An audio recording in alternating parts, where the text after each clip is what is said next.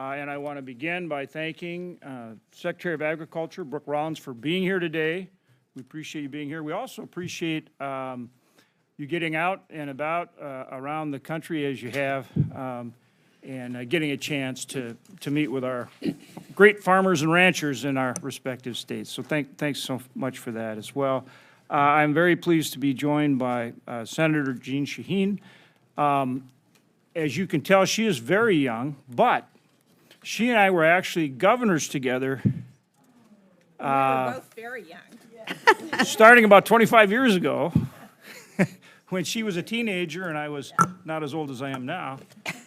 And so we've had opportunity to work together as governors, and we work together on various appropriations committees like Homeland Security and others. And I just want to welcome her in this new role as the ranking member on the Ag Appropriations Committee, and just express how much I appreciate her and working with her.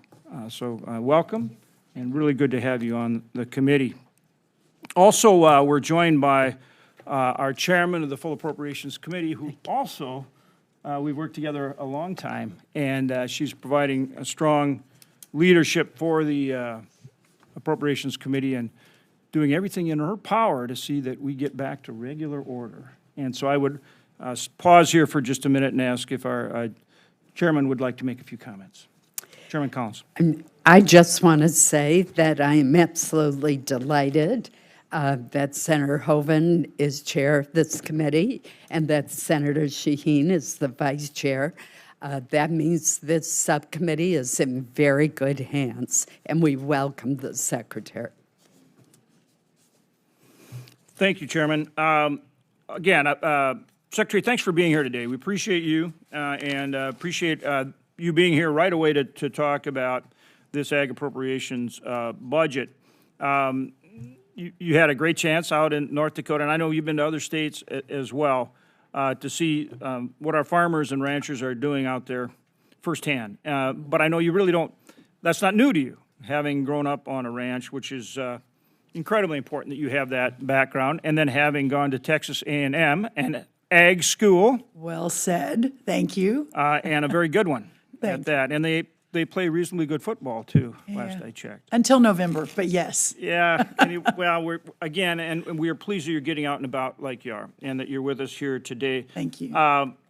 Obviously, our farmers and ranchers across the country are dealing with a lot of challenges right now. They always deal with challenges, whether it's markets, whether it's prices, and certainly always the weather, none of which they control. So it's vitally important that we do a good job for them in our farm program, but also in the things that we do here in the Ag Appropriations Committee, as well as the countercyclical safety net and the other things that we think of, crop insurance, that our farmers and ranchers need every day to stay in business. And we can't, as you and I have talked about before, we have in agriculture about 16 million people that work either directly or indirectly in agriculture. We have a system of small businesses out there in farming and ranching, family-based small businesses that produce the highest quality, lowest cost food supply in the world that benefits every single American every single day.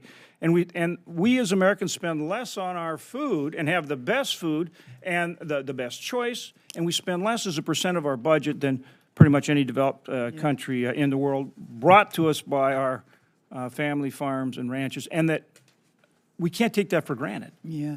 There's so much concentration in so many industries, and we have to recognize that it's not by accident that we have this great system. And so good farm policy is so important to keeping that, and it benefits every single American. Well, you were out in our state, you saw North Dakota State University and the incredible work that our land-grant universities do, like A&M, and many others. But you also got to see the amazing new technology that's coming with precision ag. Grand Farm example that we showed you out there of really leading the world with precision agriculture, as well as the research and so forth that's being done in tandem with land-grant universities through NIFA, ARS, your research function, and our farmers and ranchers, which has revolutionized agriculture. When I grew up in western North Dakota, we could grow a couple row crops. Yeah. Now our state grows 40 different crops, and we lead the country in about 15 of them, which we try to rub into South Dakota as often as we can, because they do great stuff too. And we appreciate all of our ag states very much. So again, that's what we're talking about here today. And so the funding for these programs, when we talk to you about FSA and all these things, out on the ground, we've got to make sure we're getting it done for our farmers and our ranchers every single day. So we want to find savings. We want to work with you to find savings, but we got to know that we're still going to deliver that service that keeps those family businesses, those farms and ranchers going every single day to the benefit of every single American. So again, thanks for being here so much, and I'll turn to our ranking member, Senator Shaheen. Thank you, Well, Senator. Thank you, Mr. Chairman, and I would just echo your comments about how nice it is to work together again. Thank you for those very nice remarks. Secretary Rollins, thank you for coming before the committee. I think it's helpful as we think about questions today to take stock of where we are and how we got here more than 100 days into this administration. Because we all know that our farmers, producers, and rural communities are no strangers to uncertainty, to pressure from outside of their control, from fluctuating commodity prices to rising output costs to a rapidly changing climate and more extreme weather events. But what I've heard from farmers in New Hampshire is that the federal government has always been a critical partner that our farmers could rely on. That is until now, sadly, because what I've heard from farmers over the past 100 days of this administration is that they're not sure they can trust the federal government anymore. I've heard from farmers across our state who no longer know if they can rely on the federal government honoring a basic signed contract. And I've heard in great detail from all kinds of farms in New Hampshire about the hardship that this uncertainty, this delayed reimbursement causes for their ability to run their businesses. And as they say, in New England, where the weather is very problematic, anything that contributes to that uncertainty and disruption is challenging. Rural communities can't be certain if their small businesses and operations will survive the added costs of tariffs on top of the other uncertainties. Farmers risk losing hard-fought market access due to President Trump's trade war. And I'm sorry that we had not yet received the FY26 budget when we were preparing for this hearing, because the limited information that I've seen to date has been extremely disappointing. The proposed budget top lines released last Friday fall well short of the president's purported commitments to farmers and rural communities. I don't believe that we support farmers by gutting research that will boost yields and improve crop quality. And I don't believe we put rural America on a path to thrive by slashing core rural development programs, from housing to water and waste infrastructure to energy assistance. And when grocery prices are too high, we don't help families put food on the table by undercutting vital nutrition programs. Yet, that's exactly what this skinny budget would do. I hope that we'll have a chance to move forward with bipartisan appropriations with a serious non-defense discretionary number that reflects the urgent needs that are facing families and communities in New Hampshire and across this country.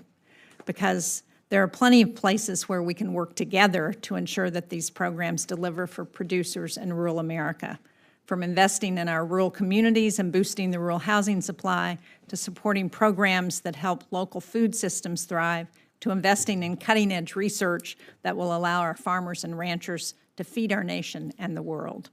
So again, I appreciate your being here today, Secretary Rollins, and I look forward to the discussion. Thank you, Chair Hoven. Thank you. Thank you, Senator Shaheen. At this point, we would turn to you, Secretary Rollins, for your opening comments. Great, thank you. Chairman Collins, Chairman Hoven, Vice Chair Murray, Ranking Member Shaheen, and distinguished members of this subcommittee. I am so grateful for the opportunity to appear before you to share what we've accomplished at USDA in the last 100 days, but also to answer your questions on the President's budget request and the priorities moving forward. When farmers prosper, rural America prospers. And I want to thank you all for your shared bipartisan commitment to that effort in ensuring that our farmers and our ranchers and our rural communities thrive. During my confirmation hearing, which some of you attended, not all, I quoted Thomas Jefferson's 1787 letter to George Washington, in which he wrote, "Agriculture is our wisest pursuit because it will, in the end, contribute most to real wealth, to good morals, and to happiness." I have had the distinct privilege of serving American farmers and ranchers for the past 82 days, and I can tell you our farmers continue to embody every single day the ideals that Thomas Jefferson described over 2 centuries ago, and serving as their champion continues to be my greatest honor. We at the Department of Agriculture have wasted no time in implementing President Trump's bold policy agenda. The President's fiscal year 2026 discretionary budget that we're talking about today identifies the priorities of our administration with the same degree of prudence and frugality our family farmers practice when they draft their annual budgets. Let me touch on a few highlights of the last 82 days and then turn it back to you, Mr. Chairman. Upon taking office, I was tasked by President Trump to lower the cost of eggs in the short term, and also to provide farmers with resources that are needed to combat the avian influenza in the long term. In February, at the direction of President Trump, we announced a 5-point plan to meet this challenge head on. And I am proud to report that since that plan was introduced, the wholesale price of eggs has decreased 56%, with the retail price following. In taking this position, I fully understood that American agriculture was facing one of the most economically challenging times in our country's history. For generations, American producers and consumers enjoyed the fruits of an agricultural trade surplus. But under the last 4 years, that surplus went from zero, or that trade deficit went from zero to a nearly $50 billion trade deficit. And the newest numbers coming in are actually significantly more than that. President Trump and I know this problem will not solve itself. That's why he is taking action, bold action, which I'm sure we're going to talk about today, to address our imbalanced trade commitments. And I am working tirelessly to promote American agricultural products on the world stage. In April, USDA launched our agricultural trade promotion programs for fiscal year 2026 and is currently accepting applications for 4 export market development programs. As part of this effort, I will be traveling to 7 countries in the next few months. The first trip begins Sunday when I head to the UK, where I will be making sure our trading partners know that American agriculture is the crown jewel of American production. And in fact, I was talking to Chairman Hoven, I have to leave here at noon because the Secretary of Agriculture from Mexico has just landed here in Washington, and I'm going to meet and talk with him momentarily, as soon as we finish. We are also streamlining unnecessary regulations and cutting red tape for agricultural producers and industries so that they can continue to do what they do best, and that is to everyday feed, fuel, and clothe America and our world. To that end, my team and I have sought to eliminate waste, fraud, and abuse in all USDA programs, including the SNAP improper payments, fraud, and programs that fail to fulfill the USDA mission of putting farmers first. Our team is meeting daily with our partners at the Department of Government Efficiency with DOGE, which again I'm sure we'll get into, to ensure that we are doing right by the American taxpayer while also protecting critical USDA programs. What is also of paramount importance at the United States Department of Agriculture is our mission to make America healthy again. We've been taking major steps to fulfill this mandate by accepting SNAP waivers and working alongside our country's great governors, both Republican and Democrat, as we move that project forward. The MAHA movement at USDA has also supported major voluntary changes to make food healthier, including just last week, the International Dairy Foods Association's most recent announcement related to dyes in school lunch dairy products. We are also working around the clock to address major threats to our farmers and our ranchers, including the New World screwworm, which would devastate our cattle industry in this country. Alongside Secretary of State Marco Rubio and Deputy Secretary of State Christopher Landau, we were pleased to share just last week that we have negotiated a deal with the government of Mexico to allow the best preventative tools we have to land our response aircraft in Mexico without further hindrance. Additionally, working to ensure that Mexico abides by the 1944 Water Treaty, providing the water it owes to our ag producers in America. Finally, and again, just a quick summary of the last 82 days, just last week, alongside Senator Rounds and some other great Americans, we stood with Charles and Heather Maud, a South Dakota cattle family, fifth-generation cattle ranching family who operate small cattle and hogs, who endured a senseless, politically motivated prosecution over 25 acres of forest land that had had a fence line on it for almost 100 years. The criminal charges against the family were dropped last week, and to prevent further injustices against our farmers and our ranchers, we launched a portal for farmers and ranchers to tell us their stories if they too are being treated in a similar situation as to the Mods. And since we launched that a week ago Thursday, so I guess just 4 or 5 days ago now, we've had over 100 farmers and ranchers reply and move their stories into our portal. So we're already following up on that. Again, during my first 82 days as the Secretary of Agriculture, we have visited 15 states. We have not visited yours yet. We're coming very, very soon. I have attended over 100 events, given dozens and dozens of keynote speeches, and met with nearly 1,000 farmers and ranchers across this great country, both here in Washington and out in the states.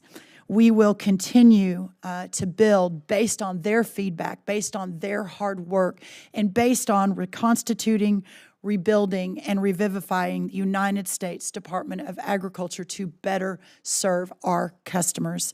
American ag does not rest, and I can assure you that under my tenure, neither will the U.S. Department of Ag. I'm proud to be at the helm of the People's Department, as President Lincoln so aptly launched and said in the 1860s. I'm proud to be at the department. I'm proud to be at the table with President Trump, and I'm so proud to be fighting for the most American of all Americans, and that is our farmers and our ranchers and our agriculture communities. Thank you so much.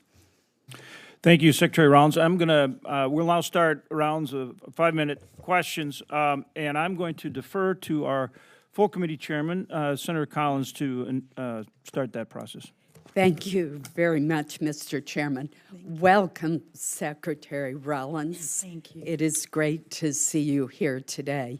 When we first met, we discussed PFAS. Those are the toxic class of forever chemicals that are being found in our soils, water, animal feed, crops, and livestock. In Maine, the presence of PFAS in wastewater sludge that was spread decades ago as a fertilizer is preventing some of our family farmers from being able to sell their products, causing them significant financial harm. To support these affected farmers and to come up with solutions, the University of Maine is undertaking research on the presence of PFAS in agricultural land. To build upon this work, I secured $17 million in fiscal year 2024 for the ARS and the University of Maine to establish a new center of excellence for PFAS solutions. And the whole purpose is to help address these very serious PFAS contamination in agriculture. Madam Secretary, will you continue to support the partnership between ARS and the University of Maine in establishing this research center to help our farmers? And I would note that the research that's being done there won't just help the farmers in Maine, but across the Across nation. the country. Well, Madam Chairman, as we discussed, this is an issue that is very close to my family's heart. My mom, Helen Kerwin, is almost 78. She is the youngest elected freshman to the Texas House of Representatives in Texas history, and her number one issue is PFAS. And she decided to run for a lot of reasons, but one of those was, I believe it was the New York Times did an expose or a big story, if you will, on a farm in Johnson County, Texas, which is close to where we grew up and where my mom still lives, rural Texas. And she was so stunned by what had happened to these farmers, and specifically through the PFAS contamination. It had destroyed their lives. And so she became very, very passionate about this particular issue. She is crushing it in her first session in the Texas legislature right now. And in fact, her very first bill that she will get a hearing on is her PFAS bill, and it will be tomorrow in Austin. So I've been hearing a lot about this at the family dinner table for quite some time now.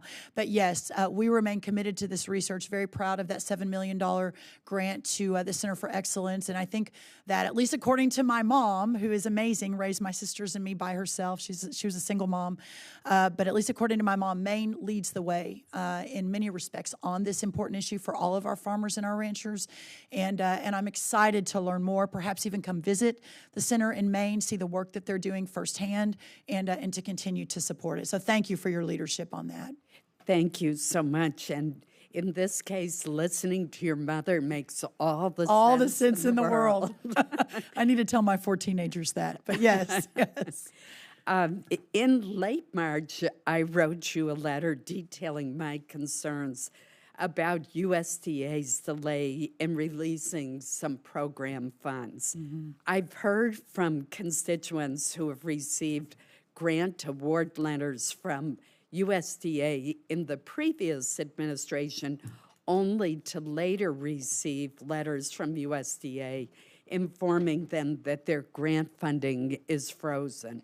Now, this is obviously very troubling to them. It creates a lot of uncertainty. And we are a state that has lost 600 farms in the past decade.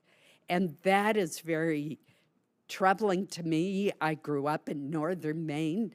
One of my first jobs was picking potatoes for a farmer. And I am aware of how important that heritage is to our state and to our food supply. So we've seen a situation where farmers, landowners, loggers, natural resource businesses that have applied for USDA loans still have no clarity on what decisions will be made. And the timing of this funding is absolutely critical because, as you know well, agricultural producers are making purchases now for this year's crops, and processing facilities need to order equipment for the summer and the fall harvest. Local farm economies are fragile, and timing is really important.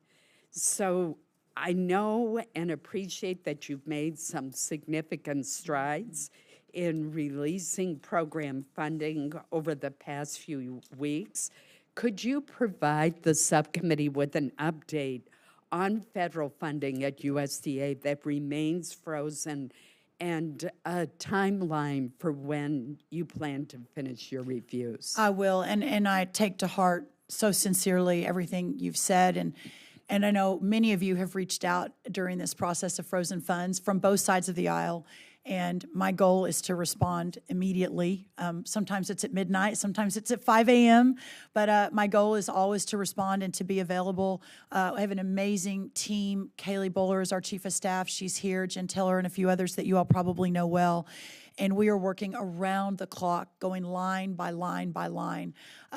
We're down to the final $5 billion out of, I believe, almost $20 billion of frozen funds, but $5 billion is a lot of money. And when you think about that in terms of, grant or contract and moving that out quickly, we're very hopeful to keep moving through that very, very quickly and have that done very soon. But what I will say, and you all know this that have worked with me, I am always available. So if there is one or a group in particular that you want us to make sure we're getting to, please just let me know. If I know almost everybody here has my cell phone number, maybe not a few of you, but I'm always available.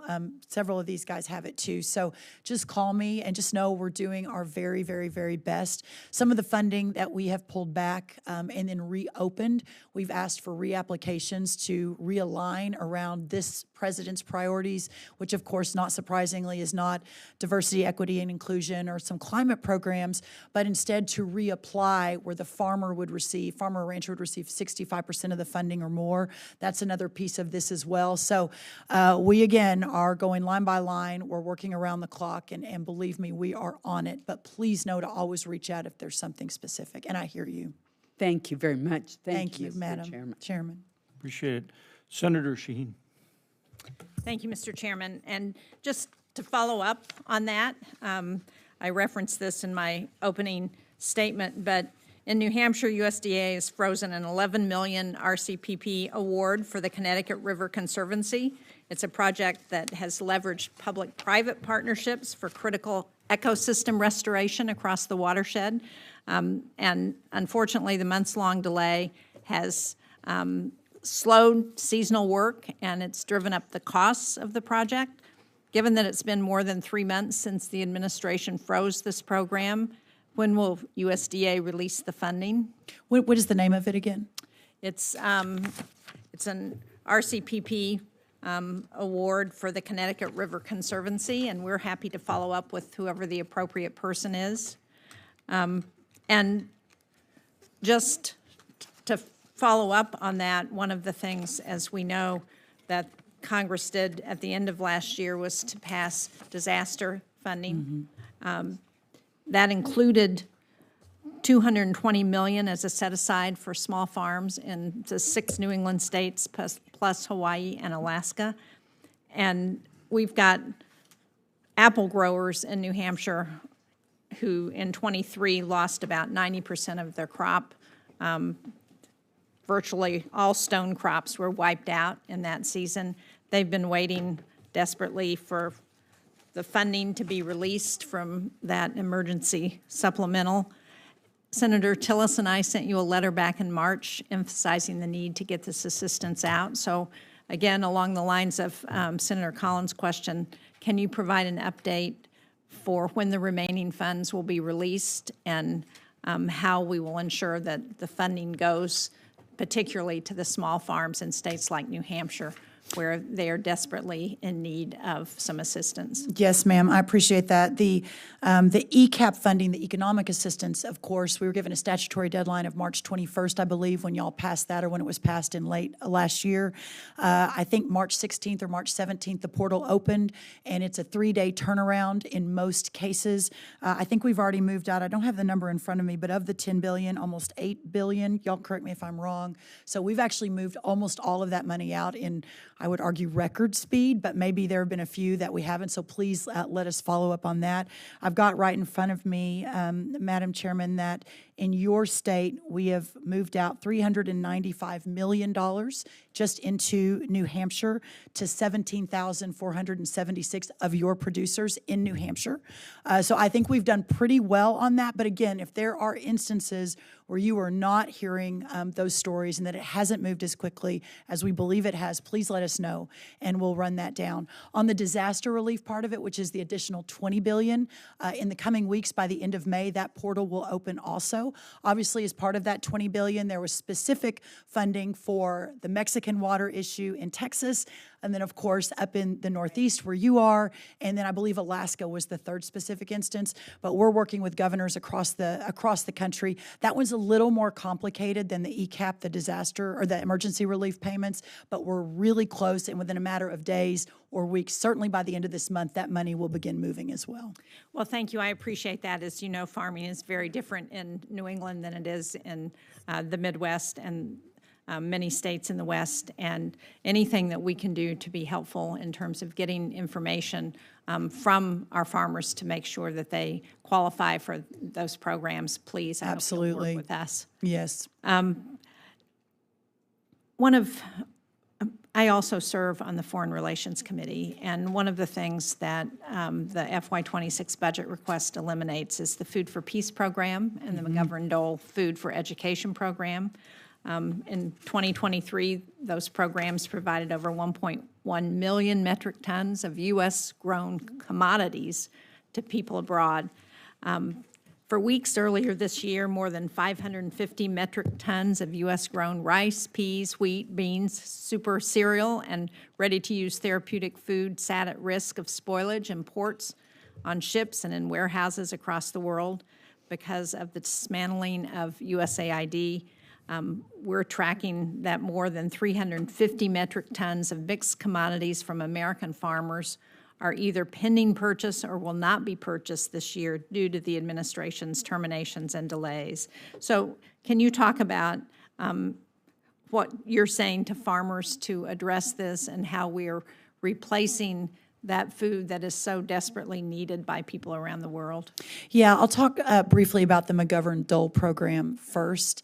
And I think it's important to realize that that is a $240 million program, but our numbers show only about $37 million of that is directly tied to agriculture, which of course is what I'm focused on.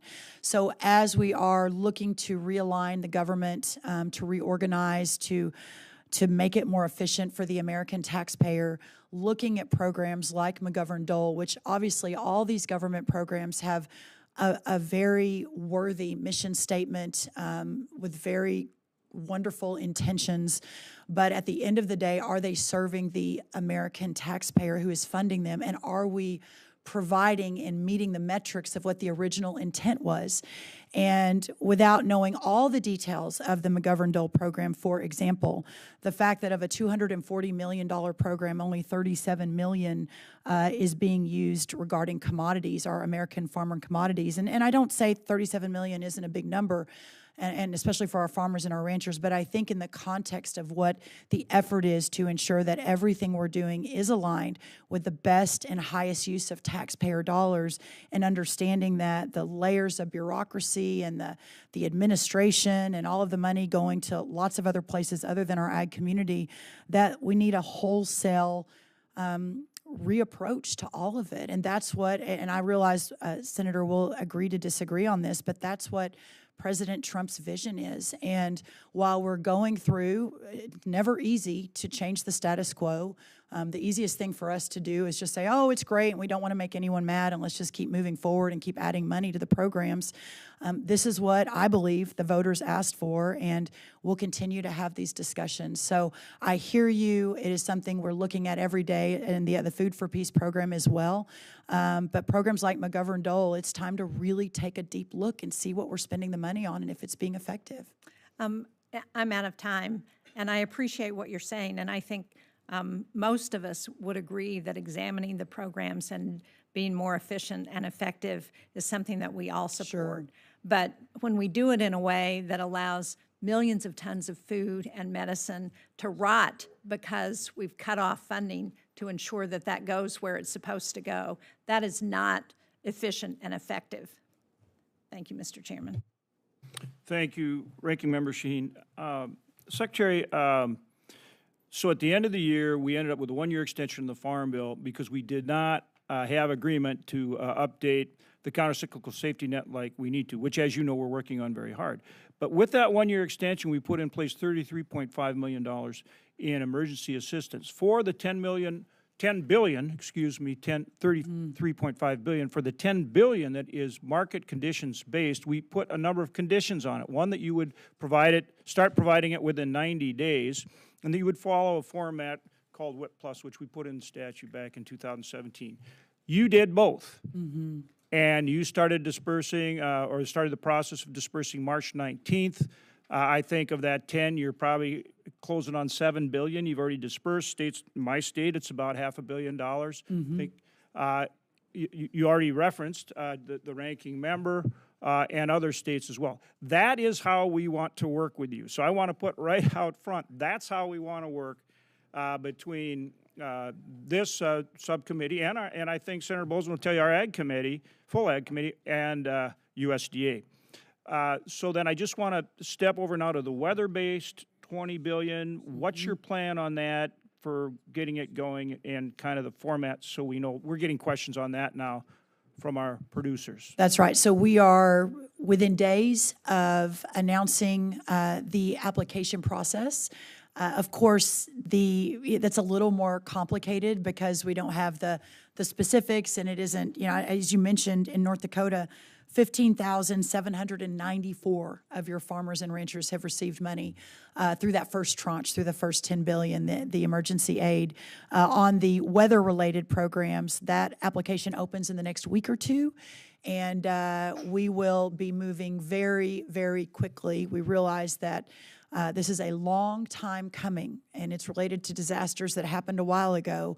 And so ensuring that we get that out as quickly as we possibly can with the team that we have in place. I'm really proud of, I believe, how efficiently and how quickly the team moved out that first tranche. And I believe that you'll see the same sort of efficiency and effectiveness with the second tranche. So it's within the coming weeks. And I know you have to wait till you get the data from the different locations that had the weather disasters. Like in our case, it was fires and ranchers that, we lost lives, not only cattle, but lives of people. Yeah. And so I know you have to wait to get that data, but you're thinking within weeks time frame. Okay. By the end of the month, the applications will be open and we'll be moving out. Now, we've already moved out the $280 million to the Texas Department of Agriculture for the water issue in South Texas with the Mexicans. And so the ones that were specifically named in the legislation that you all worked on so hard, those have already moved. Those have been moving for a little while. But this next round, the big round, will be within the next few weeks. Yeah, and that's what I was referring to. Yeah. And that's, again, in line with what we passed, and so I appreciate that very much. Restructuring USDA, we all want to find waste, fraud, and abuse. We want to find savings, efficiencies, reductions. Clearly, here in D.C., I think there's plenty of room for that in terms of reducing the size and scope of the bureaucracy. One of the keys for us, though, out on the ground, you and I have talked about it, and I know you know this, is FSA. Talk to me about how we make sure that we have those frontline FSA officers or employees out there working directly with our farmers and ranchers. That's key. So talk about. So again, yeah, we definitely, and we're seeing the reductions in the bureaucracy. Again, we want to find those, but we want the frontline folks out there, the hands-on folks. I don't know, at least at USDA, if there's any role more important than those frontline FSA offices, and those remain a priority. Of course, right next to that is our wildland firefighters as we're moving into wildfire season. That is extremely important in being operationally ready, which we are. Also our APHIS, our veterinarians, et cetera, those are as important. But the FSA operators that are managing and working with our farmers and our ranchers every single day, it is not in our plan to close any of those offices. There are 4,500, I think, total across the country, which is a big number. But we're also working to be, again, more efficient with online, et cetera, technical assistance, et cetera, that in the future may not rely so much on and on the ground presence. But today, we can't rip that rug out from underneath our farmers and producers, and that remains a priority. I signed a memorandum, I don't know, maybe last week, all the days are running together, that put as a priority ensuring that those offices are fully staffed. As I know we all in this room know, often hiring in rural America is a little bit more difficult because you just don't have the numbers of people. But what I have told the team, and as we continue to focus on rural prosperity moving forward, is that finding the men and women out there, the patriotic Americans that are willing to work around the clock. We already have a lot of that in the FSA, but I think we can do better and more. So we'll be spending some good time on that moving forward. Thank you, Secretary. And I'm going to turn Excuse me, thank you. And I'm going to turn to our ranking member on the full committee, Senator Murray. Good morning. Good morning, and thank you very much, Chair Hoven. I look forward to working with you and with our new ranking member, Senator Shaheen, in her new role as the two of you lead this committee. It's a really critical one. Secretary Rollins, thank you for being here. Let me be really frank with you. The very mission of USDA is under incredible threat from this administration. We are seeing dedicated researchers and experts who are being pushed out the door. Research safety efforts have been put on hold. Funds that Congress passed have been frozen and canceled by this administration, and nearly $17 billion in investments are now being held up at USDA. That, to me, is really unacceptable and needs to change. We are seeing our food banks with less, increased prices at the grocery store. We are seeing Forest Service personnel who've been fired. They respond to our wildfires. We need them. Experts working on avian flu gone. And my farmers are extremely concerned about these illegal funding freezes and the illegal tariffs that are impacting them. We also know that 15,000 employees have been pushed out. That's more than 15% of your department. We know USDA cannot help farmers or communities without the people and the resources that it needs, which is really, to me, why this arbitrary workforce cuts combined with the sweeping cuts that President Trump proposed in the new budget that we just got is really alarming. Secretary Rollins, let me just say to you, this committee needs a lot more information about how your department is spending this funding that Congress provided earlier this year, and the FY25 spend plan that you submitted last year, required by law, part of the continuing resolution, just isn't satisfactory. We need to have that information in order to write our appropriations bills. And I just want you to know I expect you to work with members on both sides of this aisle to provide the details so we understand how you're spending money and what is actually needed in the coming year. That is why that's what I really want you to know, and why I especially wanted to be here today. But I do have some questions for you. Because in Washington State, my home state, and across the country, these abrupt terminations and resignations of ARS scientists and support staff have really gutted some of our vital agricultural research programs overnight. This is really undermining years of progress. Research on plant diseases, making crops more resilient, extreme weather. That work is really fundamental to our farmers, and they are deeply worried about that being gone. I know that many of the ARS scientists have been reinstated. Essential support staff has not. So will you commit to taking steps to reinstate the ARS support staff and stabilize these research units across the country? Well, there was a lot in that, Senator, so I'll try to talk really quickly and answer as much as I can, and then please reach out to me directly, and we can always have this conversation anytime. I don't think you were in here, but I've had long conversations with members on both sides of the aisle about all of this in the last couple of months, so I welcome that conversation anytime. The first thing I want to say is the 15,000 number, it is less than 15% of our total workforce. I realize that's still a very, very big number, but I think it's important to realize in the context that every year USDA through attrition loses between 8,000 and 10,000 employees. So as a massive government agency, But they're refilled. well, and that's what we are looking to refill the frontliners. That's what I was talking about right now. So whether it's FSA, APHIS, the wildland firefighters, those are through a memorandum I just signed. We are actively looking and recruiting to fill those positions that are integral to the efforts and the key So you let front people lines. go and you're looking for new people to fill the positions that they had experience in? We're having those discussions right now. We're working with all of you around the country in your states. We believe our firefighters are operationally ready for wildfire season, our FSA offices. We're looking, we're making things more efficient, but bringing on new people that could potentially bring and be a game changer in those offices. But by the way, the people that you're talking about, the 15,000, those were all deferred resignations. None of those people were fired. So if they want to come back and if they were in a key position, then we would love to have that conversation. The other thing, in the second round of DRPs, which just happened about, I don't know, a couple of weeks ago, we did not accept the DRPs of employees that were in those key positions that I outlined, that a few of them, I think we had several hundred that said, all right, we're going to take it. And we said, no, your role is too important right now. We're not going to accept it. So we are very intentionally approaching this. Have we done it perfectly? No. Any type of whole-scale change and big effort to basically realign an entire government agency is difficult. And we know that, and we know that it hasn't been perfect, but we're working every day to solve for a lot of this, and I think we're making a lot of really good progress. Okay, well, you didn't answer my question specifically on ARS scientists, research, the support staff. Well, what I would love if you or your team could get us exactly what you're talking about, who you're talking about, and where you're talking about it, because we've been, like I say, line by line, keeping the staff in place where we believe it's of utmost importance and aligns with the agency's mission. In areas where we don't believe, we haven't been as focused on that. But again, that's a conversation I would so welcome to understand exactly where and what that looks like. That's important, but this is on record, and so one of my concerns is that you let people go however you want to characterize it, who knew these jobs, and now you're looking for people to fill these jobs because now we know how essential they are. That doesn't seem to me to be very efficient. But I need to ask you about nutrition programs in my last minute here. Sure. Because we have about 134,000 people in Washington State, 7 million people nationwide who rely on WIC. It provides, as you know, essential nutrition support to moms and kids during the earliest, most vulnerable stages of life.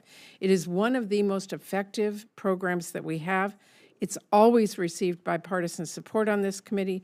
It is glaringly absent from the president's budget request. WIC, SNAP, CSFP, these are really key, important programs for seniors. They're not optional. They're essential programs that feed moms and babies and the elderly. So I wanted to ask you, do you fully support funding WIC, yes or no? Well, okay, so are you talking about the LFS and LFPA contracts that were canceled, or SNAP? I'm talking about the budget that came over to us on Friday.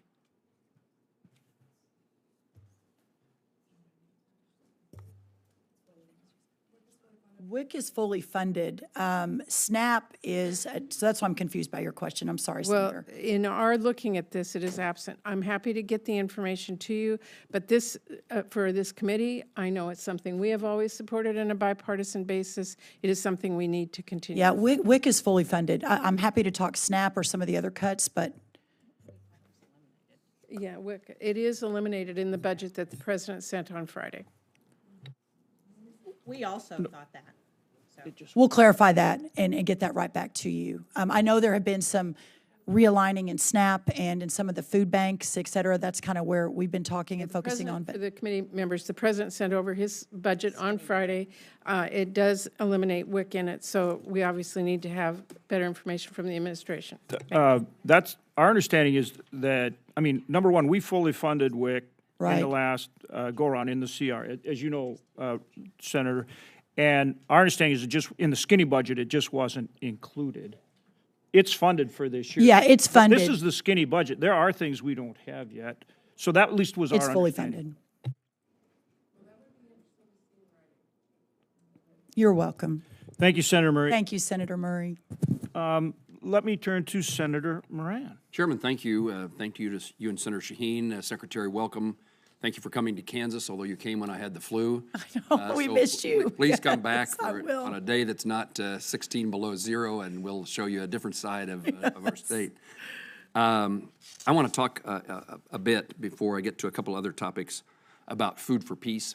Senator Hoeven and I, when we saw what was happening with Food for Peace at USAID and the State Department, we introduced legislation to transfer the authority to manage and operate Food for Peace to the Department of Agriculture. It was my understanding that both OMB and the Department of Agriculture, your department, responded to that idea favorably.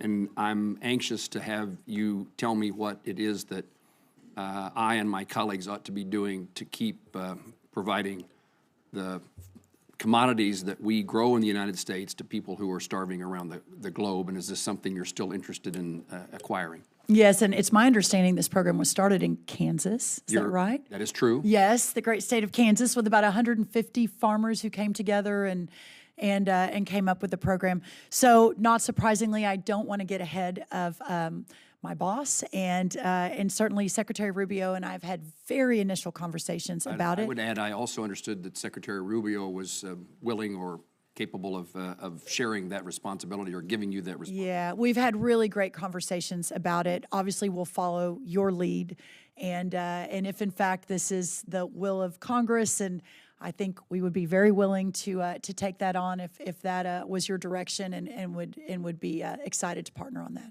And the elimination of McGovern-Dole, which we call in Kansas Dole-McGovern, the elimination of that program is not an indication of the lack of interest in the Department of Agriculture making available American-grown commodities to people who are hungry around the globe. Is that true? That's true. Thank you for that clarification. That's really important. In the conversation that you've had about employees at USDA and the efforts to right-size, downsize, whatever the right words are, the department, let me highlight for you the importance of FSA and NRCS employees in county offices across the state of Kansas and around the country, I assume. And it was particularly troublesome when those on probation were those who were eliminated. We love the circumstance when a young man or woman out of college, returns home, goes to work for USDA in a county office. We do not have sufficient personnel in those county offices today, but we particularly love when there is somebody who's in their 20s, they come home and they raise a family in a small county of Kansas. And so would you pay particular attention to trying to make certain that county offices where farmers sit across the table from USDA employees and have a conversation about certainly about the farm programs and conservation programs takes place? That's different than ever trying to do that on a computer.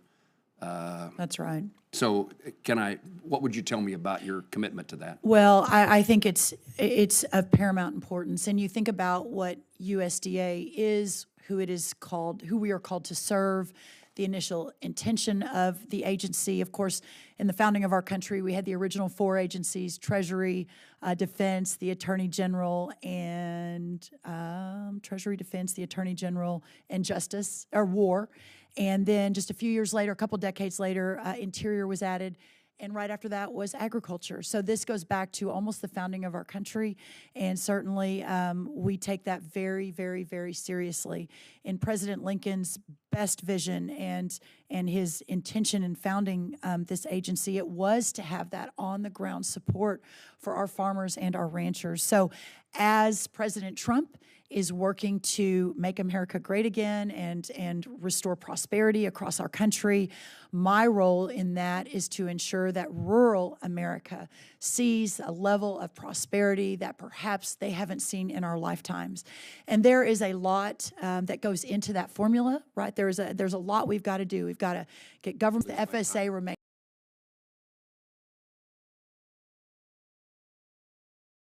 at the very top of that list. Thank you. And I do appreciate having employees return to the office to work. Yes, that's an important part too. As well. Yes. I've mentioned to you when we visited about the National Bioagri facility that's in Kansas. It's the replacement for Plum Island.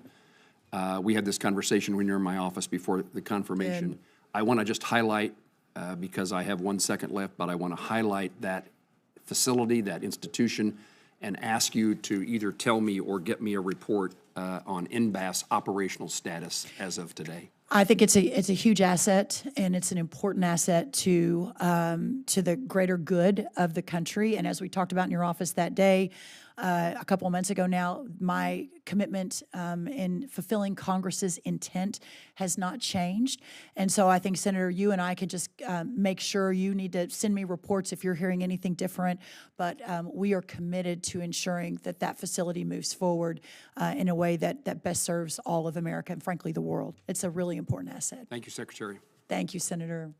Senator Baldwin. Thank you, Mr. Chairman. Secretary Rollins, thank you for joining us today. Thank you. The Dairy Business Innovation Initiative has delivered critical and high-impact support to small dairy farms and businesses in Wisconsin and across the country.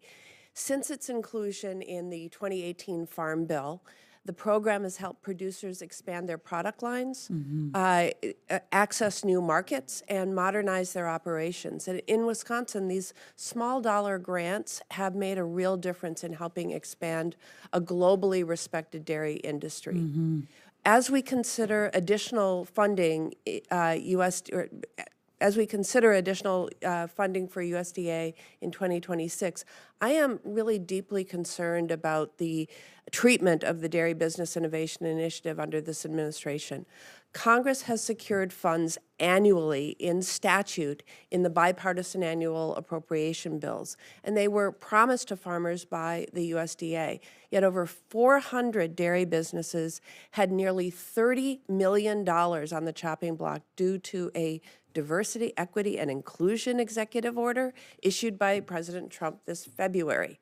I hope we don't confuse diversity and biodiversity as important issues. But I appreciated the opportunity to discuss this with you personally, and the need to issue these funds to Wisconsin and other farmers expeditiously, especially when their margins are already incredibly slim.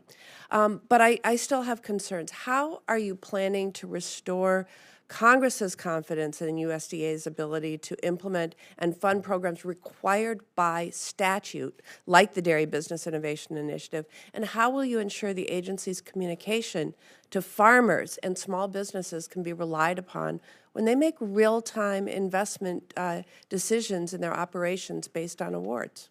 Well, I appreciate that question. And on my second trip, it wasn't to your beautiful state, but it was to Kansas, as we talked about. I think Senator Moran stepped out. But we talked about, we actually visited a major dairy operation and have since visited half a dozen more in Pennsylvania and several other states. So I look forward to coming to Wisconsin and seeing the operation there. The program you're talking about is not frozen. I think after we spoke, we looked into that, but I want to make sure that's clear from your understanding. It is. As well. So that's moving forward. After my intervention and our conversation, the funds were released, but that was still, people make expenditures in reliance of an award that they've gotten. I understand. It was maybe a 30-day delay, and I apologize for that. Any delay, I think, on a worthy program, especially with our dairy farmers, is one day too many. I know you understand. There's uncertainty of whether they were ever going to get the funds. That's fair. That's fair. But let me move on to another one that you've already referenced briefly. I was really deeply concerned when the USDA abruptly cut funding to critical food assistance programs in March, including the Local Food Purchase Assistance Program and the Emergency Food Assistance Program, or TFAP. In 2024, through the TFAP program, Wisconsin distributed over 21 million pounds of food, serving over 618,000 households. Hunger Task Force in Milwaukee had about $615,000 worth of food they expected to help feed people during this summer, halted by the Trump administration. And Wisconsin farmers and producers work tirelessly to grow food that feeds hungry children and stocks our local food pantries. And the decision to cancel these vital programs only hurts families trying to put food on the table and the Wisconsin farmers who produce it. So, Secretary Rollins, will you reinstate these critical food assistance programs in fiscal year 2026? So let's talk about that for a second. First of all, those were COVID era programs. They were never meant to go forever and ever. This is part of the problem with, and again, not Democrat or Republican, but any government in general. You put a era program in, and then it literally never goes away, which, by the way, is not fair to taxpayers. But let me answer your question directly. Well, I would also argue that the situation of hunger. Well, so that's what I was going to. May I respond to that part of it? So specifically to Wisconsin. your program in Wisconsin, aside from what was pulled back, still has $1.2 million left sitting in a bank account out of $8.1 million in your local food purchase assistance program. You also, your state, not you, Senator, but your state asked for a contract extension because they couldn't spend the money fast enough. Your tribes have 500,000 left out of 700,000. Programs, because the local food assistance purchase That's the LFPA. that creates opportunities for local farms to produce fresh produce. Some of these others, get canned commodities, et cetera. I've visited several food pantries. I'm talking about the in LFPA, Wisconsin right now. Senator. And we have 200 to 300 farms that were engaged in this, and this was an expected customer that they no longer have. But Senator, it was a COVID era program that, by the way, you still have need is millions still there. of dollars left, right, that you can use to pay those farmers. That's the point. A lot of that money was never spent. You couldn't spend it fast enough. That's not fair to the taxpayers. Do you know USDA spends $400 million a day on nutrition and food programs, just USDA. That's aside from this food bank. There is plenty of money in the system. We just have to be better about how we're spending it. So I hear you, but I think that it's important to look at where this money is sitting, how it is being spent, and making sure that we're using the taxpayer dollars effectively. But thank you. Senator Fisher.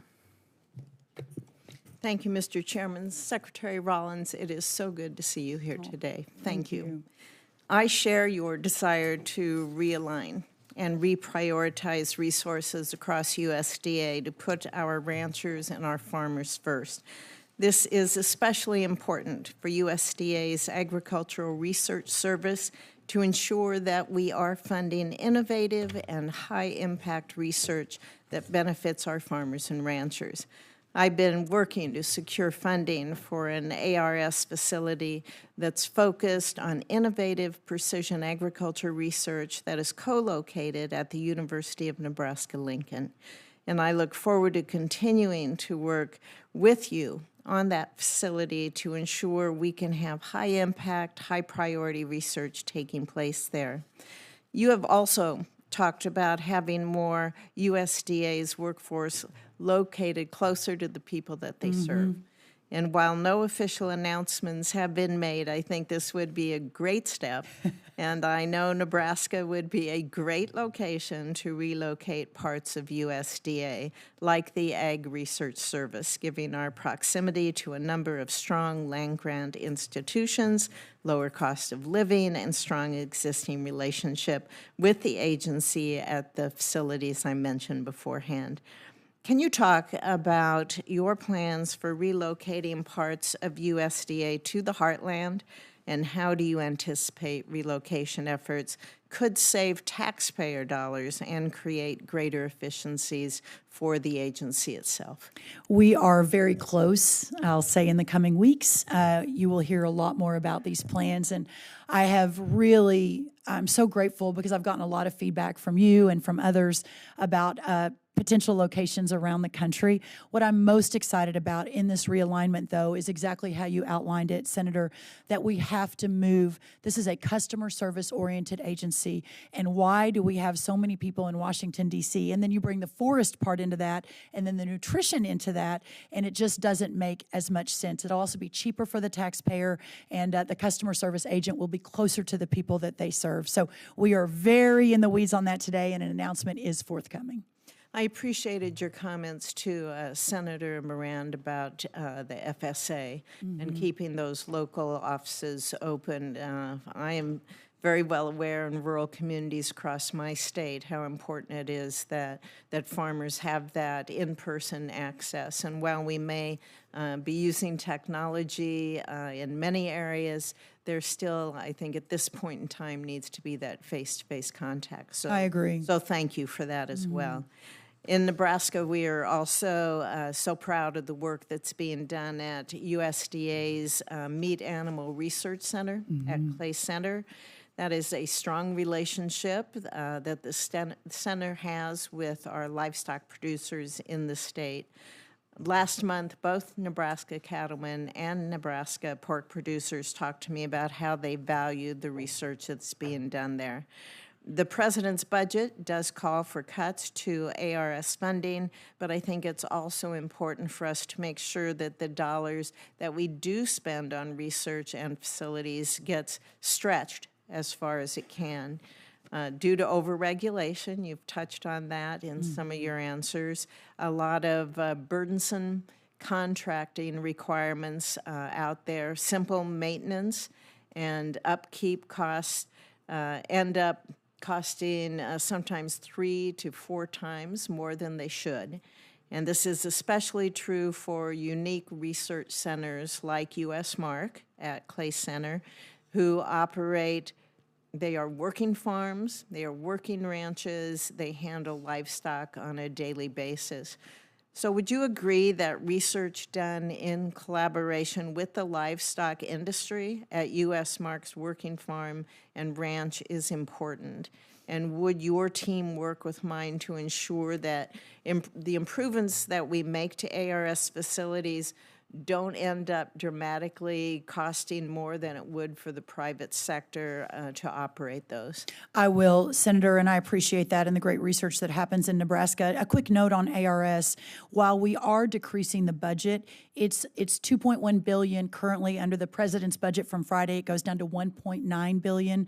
That's about a 7.5% decrease, and that's really focused on just some some facilities that are way behind on repair and just out of date and not meeting the mark, obviously not yours in Nebraska. So that is a very targeted decrease in funding that shouldn't affect. We remain highly focused on the priorities of ARS and ensuring those are funded. You know, I hope you can also look at that over-regulation that we have with contracting that I mentioned, because a lot of times just those really simple maintenance, it does end up costing more and more and more, where if we can, you always hear about government regulation and how burdensome it is, and there's some good examples that we need to get rid of those good examples and make sure that we're dealing with common sense and in the real world to meet those lower costs that should be available.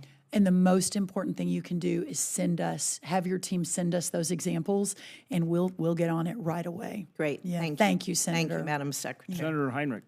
Thank you, Chairman. Secretary, the Iron Fire is currently burning in the Gila National Forest. And you and I have talked about the Silver City Dispatch Center, which is in charge of coordinating the response between air assets and frontline firefighters in the Southwest. It is still among the dispatch centers that DOGE is seeking to close. And in our conversations, you assured me that you would seek to keep this dispatch center open, that you would designate it mission critical. Talk to me about what you're doing to make good on that promise. Yeah, we have been in conversations with GSA on that, Senator, and certainly as we have many hands working across the Trump administration to deliver on our promise for a more effective and efficient government, we agree that this is important, and especially as wildfire season is heating up, ensuring that we are operationally ready at every turn in your state and in other states that are highly affected by that. So we remain focused on that, and if you hear something different, please call me. Let's return to something that you discussed with my colleague from Wisconsin, the local food purchasing assistance and local food for schools programs. In my view, are two of the best, and they may be COVID programs, but they're two of the best examples of using American-grown produce to produce healthier outcomes in our students.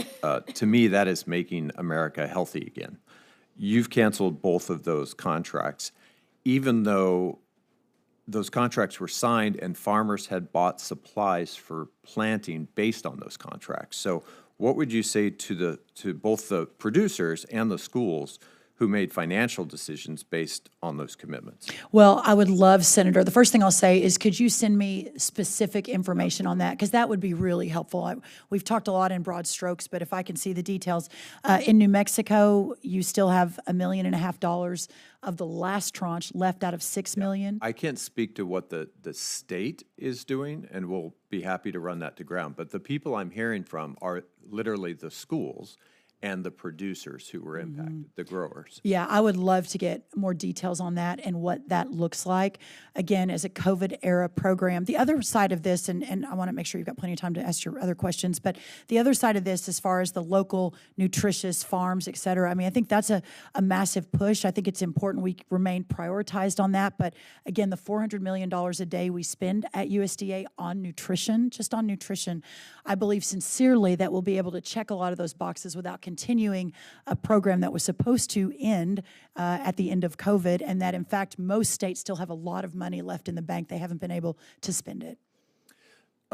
My colleague from Kansas mentioned Food for Peace and McGovern-Dole.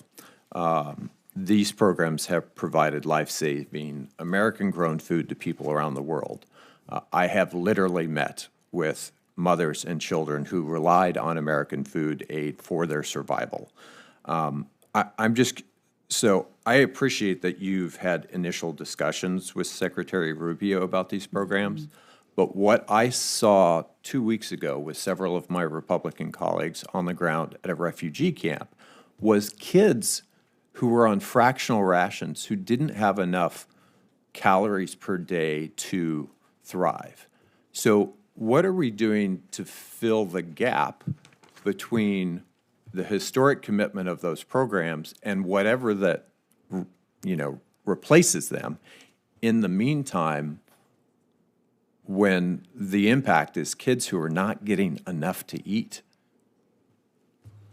And you're talking specifically on the international programs. Yes, that's a great conversation. We continue to talk about it. The president has been very clear that we have to ensure that our kids here in America that are hungry, that we're serving, obviously they are the priority. It doesn't mean that we don't care about or want to move out our American farmers' produce, and we should, and commodities across the world, but really focusing here in America first. But secondly, understanding how effective those programs are, which I talked a little bit about with the back and forth with Senator Baldwin, I think it may have been Senator Murray, but how important and effective those are, where we're spending the money, how it's being spent, and what that looks like. I think you'll get a lot of support from this committee to go after overhead, excess overhead.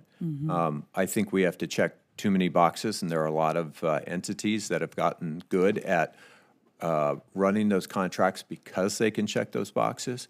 But what we saw on the ground was kids who had malaria and other diseases because they simply didn't have enough food to eat because commitments we made were not being made good on. Well, I would love more details on that. That would help me understand, and in fact, where it was y'all went. And then my commitment to you is to study that. And my heart is with what you're saying. But again, putting America first, understanding how we're feeding our children, and we haven't had a MAHA discussion yet, but if we do, we can talk a little bit more about that, is important. But also understanding that, again, the mission and the intention of these programs are always good. It is how we are effectuating them and putting them into play and really looking at that closely. Thanks. Senator Hyde-Smith. Thank you, Mr. Chairman, and thank you, Ranking Member, and thank you, Madam Secretary, for being here. Thank you, Senator. I am thrilled to have you there. I think you've already proven to be a great Secretary of Agriculture. My hat is off to you. The challenges that you're facing in reorganization and a new administration is a tall drink of water.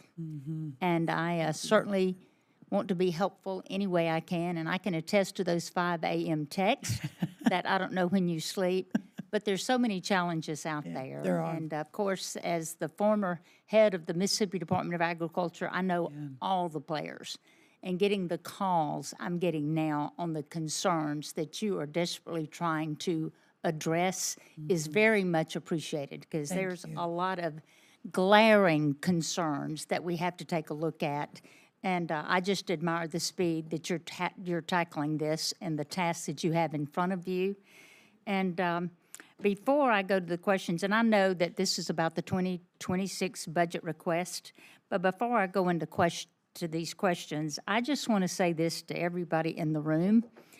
Congress needs to address the outdated and inadequate safety nets that It's in the Farm Bill during right. the budget reconciliation process. There's a lot of farmers in Mississippi and across this country that are not going to be able to continue unless we do address this. It is so concerning for me. And addressing one aspect of the Farm Bill SNAP in reconciliation without making improvements to the farm safety net, it will make it extremely difficult to pass a farm bill.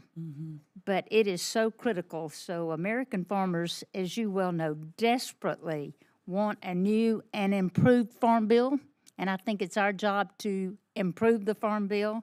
So let's give that to them by addressing the safety net in reconciliation. I can't scream that enough. And like I said, I know this is about the budget, but that is so critically important that we do this now. I want to just commend you on how efficiently and fast the department got out the $10 billion in disaster aid Congress passed in December to help commodity producers cope with the unbelievable input and cost and the depressed commodity prices. You were excellent at doing that, and I've had my farmers call and thank me for that.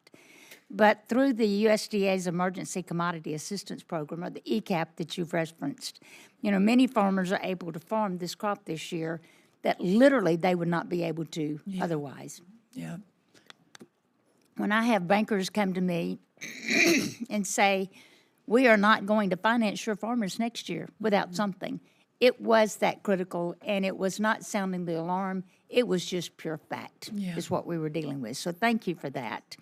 But when can we expect USDA to distribute the remaining disaster funds for 2023 and 2024 for the weather-related losses? That's the questions that we're being asked right now. If you could address that. Yes, ma'am, and I appreciate all the good words. And just quickly, it is the team sitting over my right shoulder and the people back at USDA that literally worked 7 days a week, 18, 20-hour days to get that first tranche of funding out. And I'm so grateful to them and the unbelievable amount of time and effort they put into it. They're putting that same amount of time and effort into this now second tranche on the disaster relief.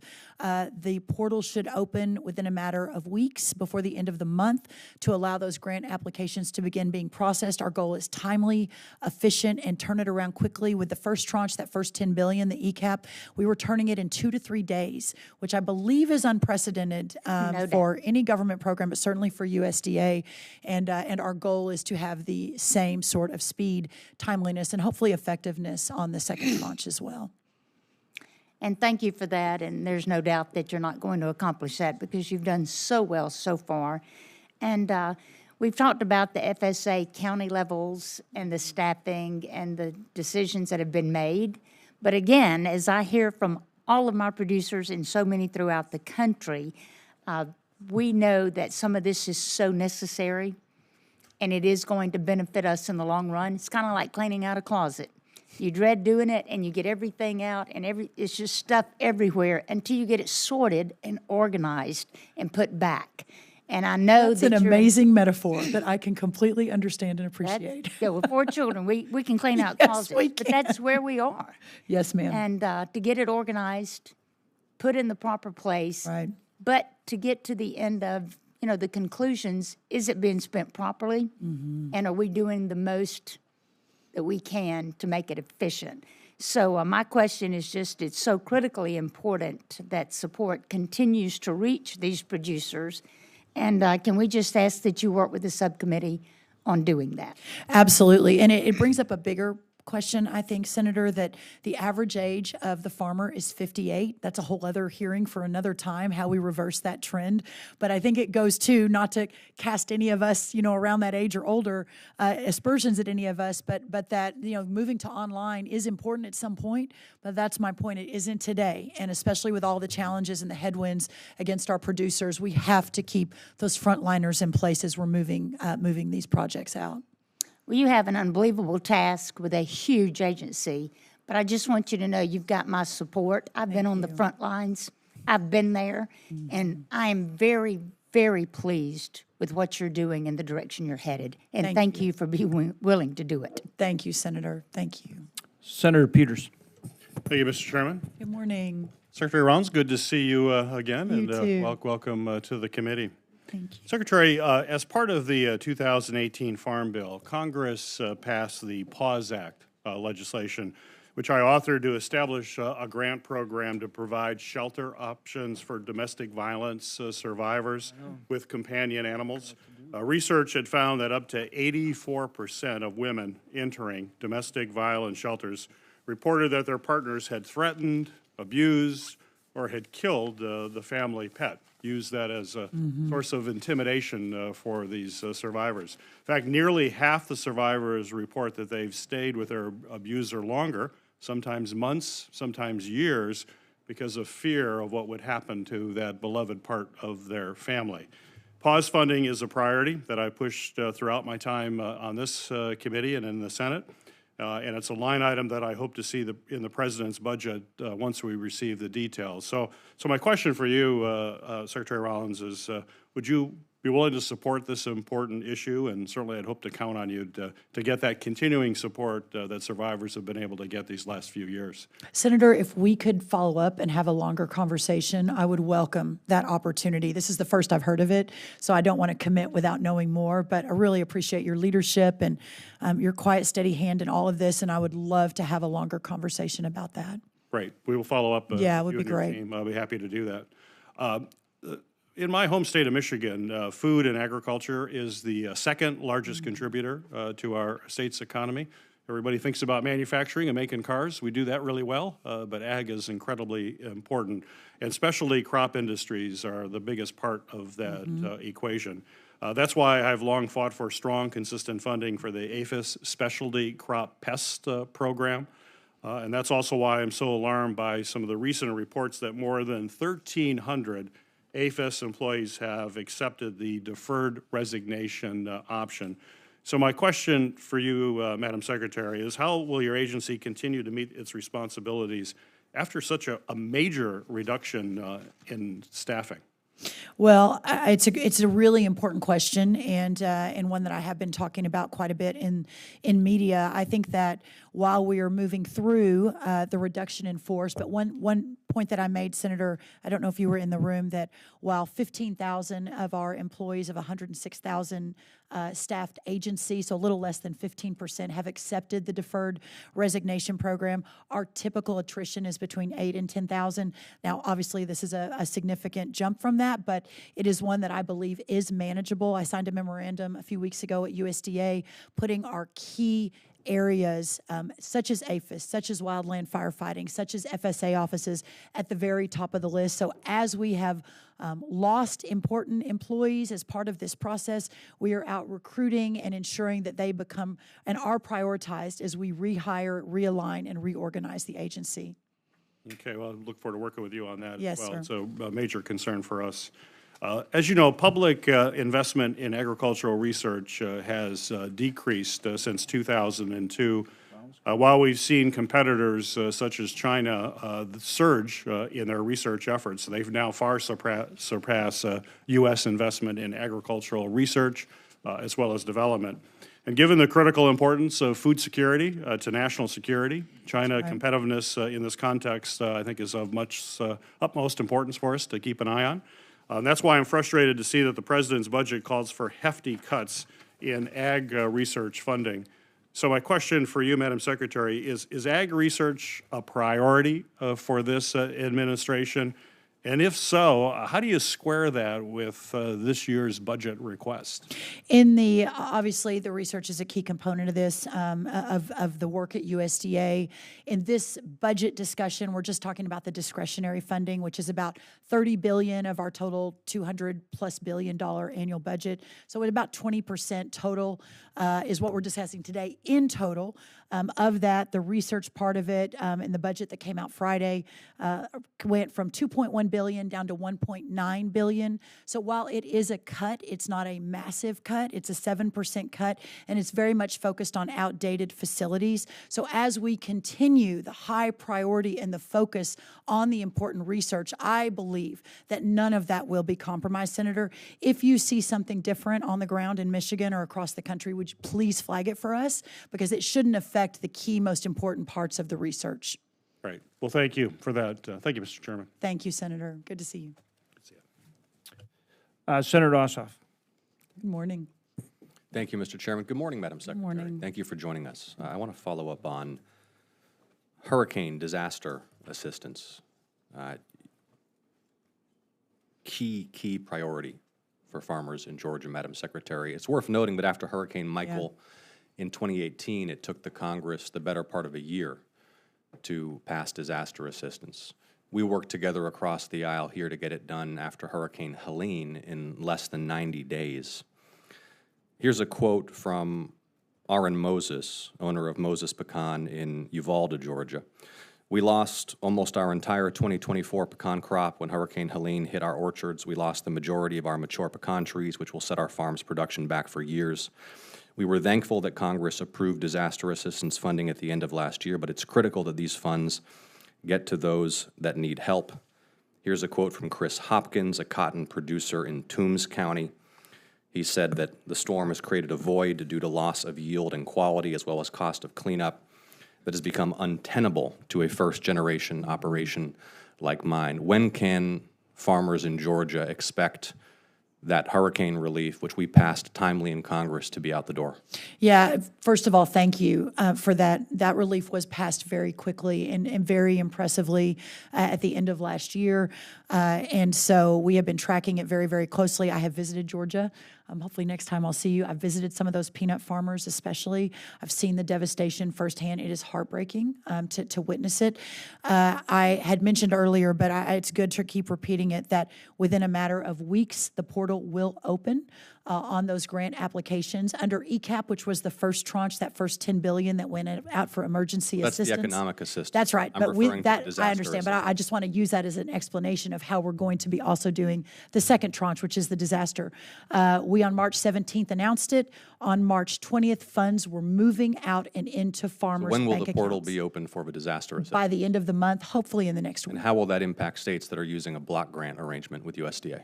Well, that's a state-by-state question, so I'll be happy to follow up with Tyler Harper, your ag commissioner, who I know is tracking this very, very closely, and ensure that we fully understand. When do you expect those discussions with the state to be resolved?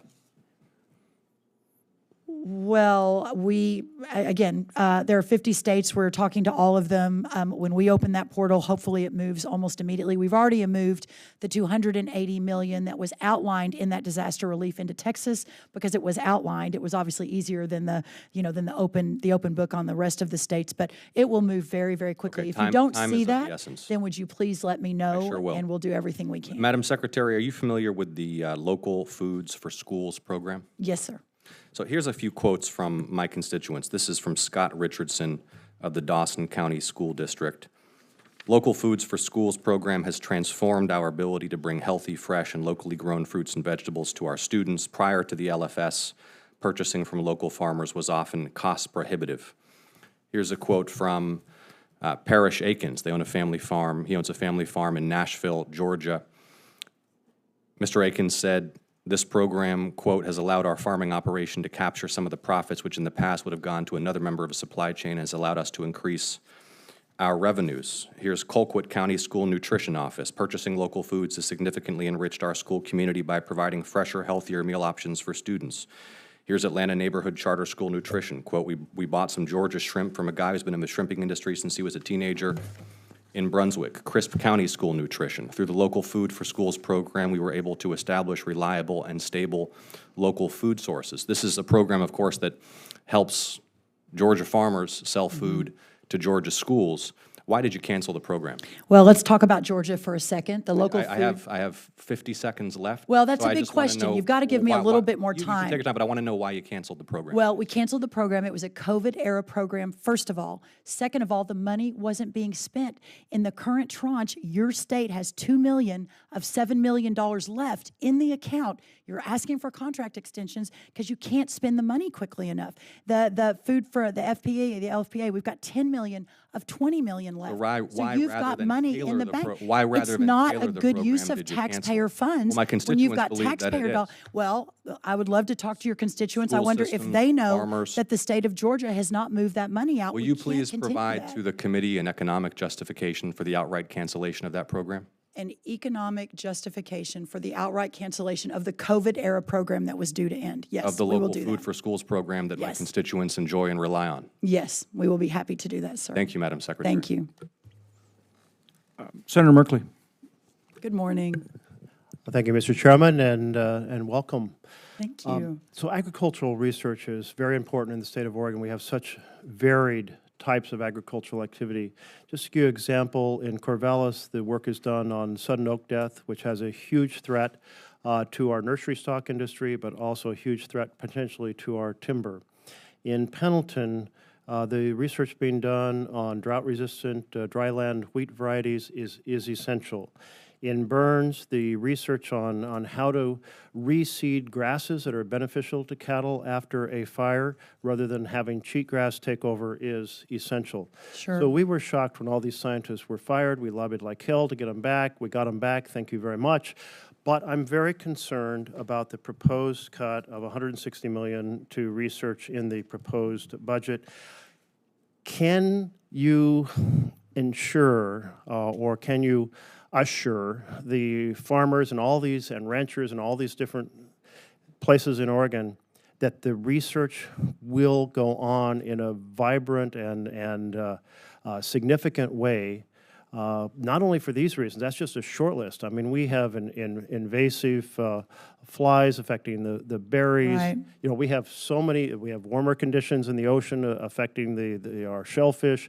Can you assure us that we're not going to end up without this essential research being done? Yes, sir, and I really appreciate this question, Senator. So the ARS portion of USDA has a $2.1 billion budget. The president's budget suggests, as you mentioned, the $160 million decrease. That takes us down to 1.9. That's about a 7% decrease, so it's not, you know, as big as maybe it's being made out to be in the press, and that specifically is focused on closing outdated facilities around the country that have nothing to do with the different issues that are being researched that are outlined. So yes, we can commit to ensure that the robust body of research that is so important to our agriculture producers continues. And I look forward to working with you. And if you hear anything differently, please call me directly. Are there any outdated facilities that you think are outdated in Oregon? I don't believe so, but we'll follow up on that. Okay. Thank you, because I don't know if I've visited, I think, all of them, and they're incredibly important. We'll follow up on that today, sir. Okay. I want to turn to the question about the funding to decrease essentially the challenge of food insecurity.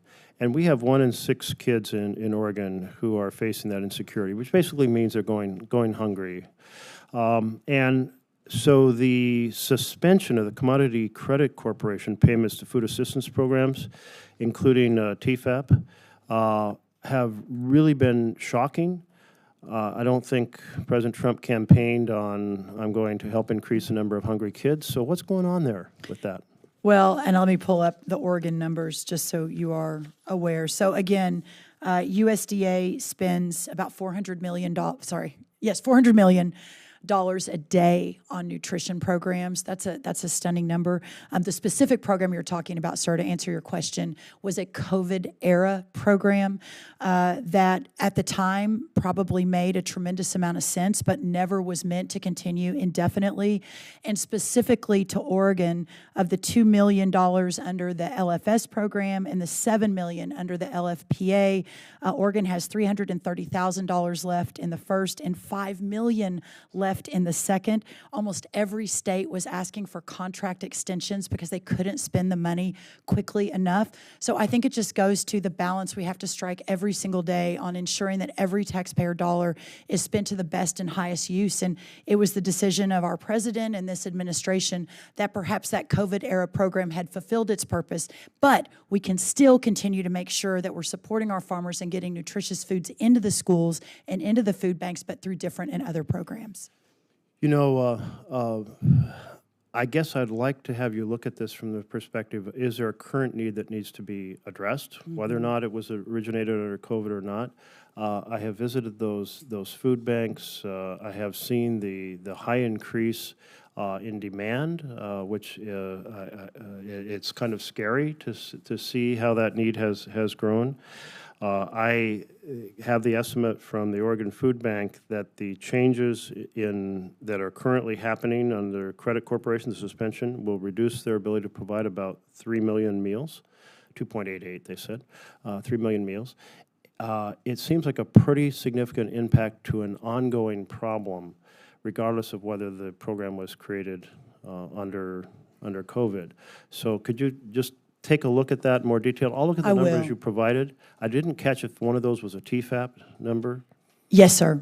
Okay, because I know that has been the top priority of the Oregon Food Bank, is being able to move produce around the state, which has been very helpful to our farmers in one place that have a surplus, or grocery stores that have a surplus. They're donating it, but it has to be moved where it's needed. It has to be moved in a timely fashion so it doesn't rot on the vegetables and so forth.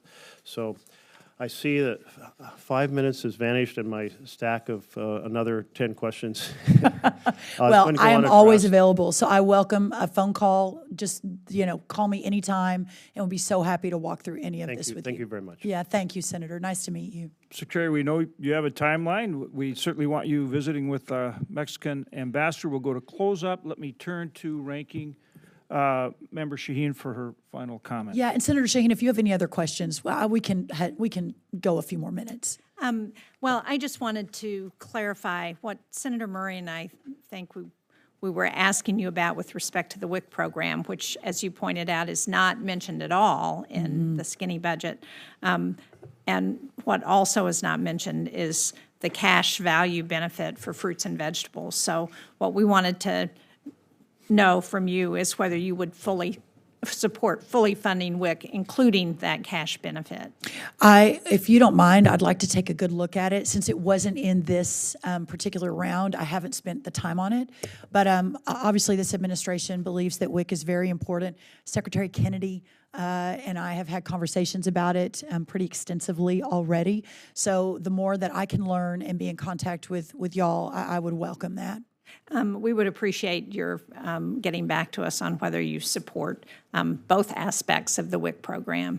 The other thing I just wanted to clarify is I wasn't quite clear where you got the numbers of money that has gone out to New Hampshire and number of recipients, because when we check the online dashboard, New Hampshire's received $24,000 only of the $10 billion in economic disaster assistance that was provided in the December supplemental, and the dashboard states that 51 applications have been approved. So I'm not sure where those numbers came from, but they're a lot higher than any numbers I've ever heard related to the agricultural sector in New Hampshire. So, you know what, Senator, my apologies. It looks like there was a typo on your you and South Dakota are exactly the same on this sheet, and we know that those are two very different states. So my sincere apologies. This is unacceptable. It will not happen again, and we'll make sure and get it right. And today we will follow up. Now, I don't know. Thank you. And actually, up to date. The numbers are not as big a concern for me as making sure that the funding goes to the people who need it in New Hampshire. That's the concern. We will follow up with your team today on that and make sure you have the up-to-date numbers. Yeah, and I can add there, again, I think that's weather-related, which you'll have coming out. We put a number of different components in there. Right. So I think, Senator Shaheen, correct me if you're wrong, you just want to make sure in that weather component, they're cognizant of the language you talked about with the allocation specifically regarding small farms. Is that right? Well, the $220 million set aside for the 8 states for New England is a concern. But yes, the other concern is the halt on funding and the applications that have been submitted for all of the assistance programs. Thank you. Yeah, we'll get direct information Mr. back Chairman. on that. Right, and there were like 5 different pieces to that, and so I think she's referring to a piece that was weather-related, separate from the market conditions base, 10 billion base that we talked about. That's I think right. that's the confusion, and I'm sure y'all can We'll fix that. Yes, ma'am. follow up with her on that. And again, on the, from what I've seen, you are following very well what we laid out in that emergency assistance, and we appreciate it, and Thank you. get this squared away.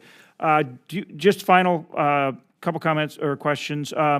Any update on tariff agreement timelines that you would Yes. want? Well, don't want to speak for Secretary Lutnick, Secretary Bessent, or our U.S. Trade Rep, Jamison Greer, or the President, but we are exceedingly close to having significant announcements that of anyone that will be impacted, no one will be impacted positively more than our agriculture industry as these announcements begin to roll out very quickly. And we think weeks, not months. Oh, yes, Yeah. that's right. That's exactly right. Within weeks.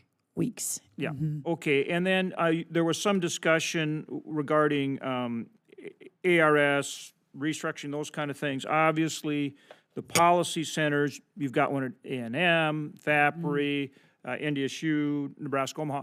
We're going to want to be involved in that very closely with you. And very important, as well as the NIFA funding. So those are things that we're going to want to talk to you about closely more. We would welcome Critically that. important. Yes, thank you. Yeah, and then just anything else that you want to add for the record, Secretary, before we adjourn? I would just say that I really, really appreciate the opportunity. This is my first hearing, other than the confirmation hearing. And I have been, you know, obviously there are some differences of opinion and we can agree to disagree, but the agriculture side of this effort, we're all in this together. And I think even on the other side of the aisle, you know, understanding that every one of our elected officials on both sides but really want what's best for our ag producers and our farmers and our ranchers. And I know you know this, Senator Hoven. Senator Shaheen, you may not yet, but I am always available, and I just want this to be a productive conversation and productive 4 years where we can hopefully get these farmers and ranchers back to a place of prosperity and where they're not worrying about losing their farm every single year. So that's my goal, and I look forward to working across party lines to do that. Well, again, Secretary, thank you for being here. Questions for the record are due by next Tuesday, May 13th, and we would appreciate responses back from USDA within 30 days. Oh, easy. Thank you. I shouldn't say that before the questions come in, but we'll do that. And one other thing for y'all to know, too, we're working really hard on the letters to make sure we're timely on responding to letters. We've gotten about 140 since I took office about 80 days ago, and we've responded to more than half of those to date, and we've responded to everyone on this committee. So I feel really good, and we are way understaffed. So I think that we'll be able to be much more timely moving forward, and that's really important to me as well. Thank you, Secretary. Thank you. With that, Thank we are you. adjourned.